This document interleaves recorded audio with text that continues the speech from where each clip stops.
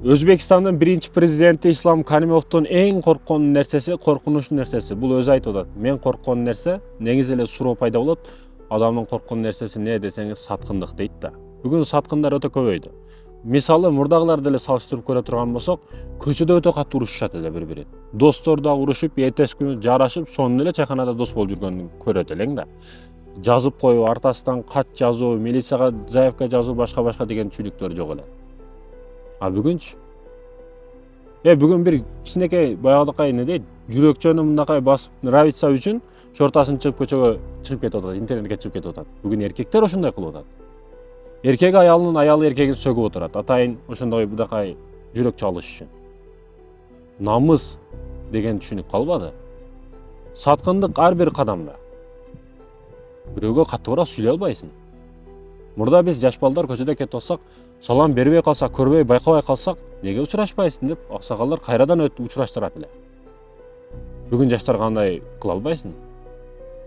Айтайын дегеним, урматтуу мекендештерим, намысыбызды сакташыбыз керек.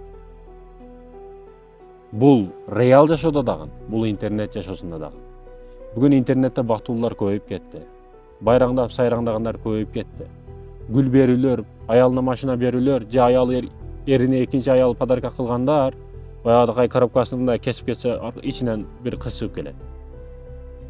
Урматтуу мекендештерим, интернетке өзүңүн оюңдагы, бирок ошо оюңда бактылуу боло албаган жашооңду башкаларга көрсөтпө.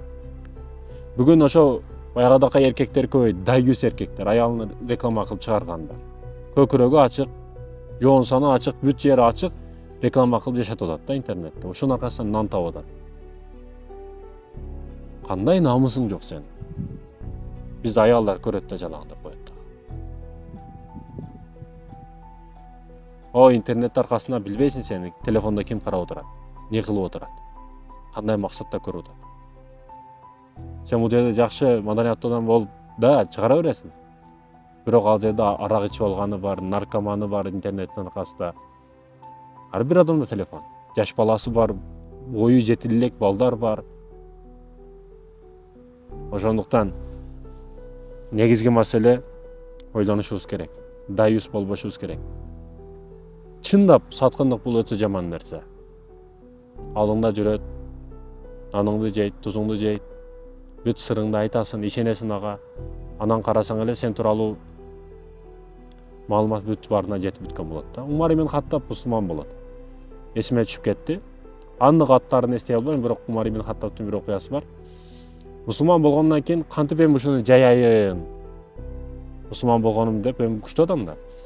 Анан бир өтө сөз ташыган бир ушакчы адам бар экен да. Ошонун алдыга келип Умар ибн Хаттаб: сага бир жаңылык айтайынбы десе, ооба айтыңыз. Бирок эч кимге айтпайсыңбы? Сөз берсең, убада берсең айтам дейт экен. Сөз берем, убада берем, айтың эми өтө кызыгып калдым деп Умар ибн Хаттаб айтса, мен мусулман болдум дейт экен да. Мен мусулман болдум, ислам динин кабыл алдым десе, айтыптыр баягы. Бирок эч кимге айтпагын десе, ооба айтпайм эч кимге деп кетиптир. Умар ибн Хаттаб эртеси күнү уйкудан туруп көчөгө чыкса, Умар ибн Хаттабты мусулман болгонун билбеген адам кылып алыптыр да. Ити дагы, мышыгы дагы бардыгы билип бүткөн экен да.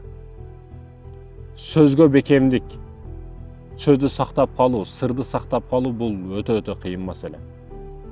Сени сырларың менен сырдуусуң, сырларың менен сен адамсың, сырларың сени сактап турат. Эгерде сен жалгыз болушту кааласаң, анда сырыңды эч кимге айтпа. Эгер жаныңа адамдарды кааласаң, анда сырыңды бирөөгө айт дейт да. Сен ошолорсуң дегени да. Кудай Таала өзү сактасын саткындыктан, абийир ачуудан, арзыбаган тыйын түпөр бийлик, акча үчүн бүгүн нелер гана болуп кетип атат. Неде гана коркунучтар, не деген коркутуулар, шантаждар, андай кыла берем, мындай кыла берем, эгер мындай кылбасаң деген шарттар. Кудай Таала өзү сактасын. Аллах Таала бул дүйнөдө да акыретте жүзүбүздү ак кылсын, таза кылсын. Бардыгыбыз өлөбүз. Бул дүйнө кимдерден калбады? Бул жерлерди кимдерлер талашпады, урматтуу мекендештерим? Дүйнөнүн жарымын ээлеген байлар, дүйнөнүн жарымын башкарган генералдар, дүйнөнүн менмин деген бир убакта өтө көп дүйнөнүн 3-төн 4-үн башкарып тургандар бул дүйнөдөн өтүп кетти, өлүп кетти. Алардан не калды?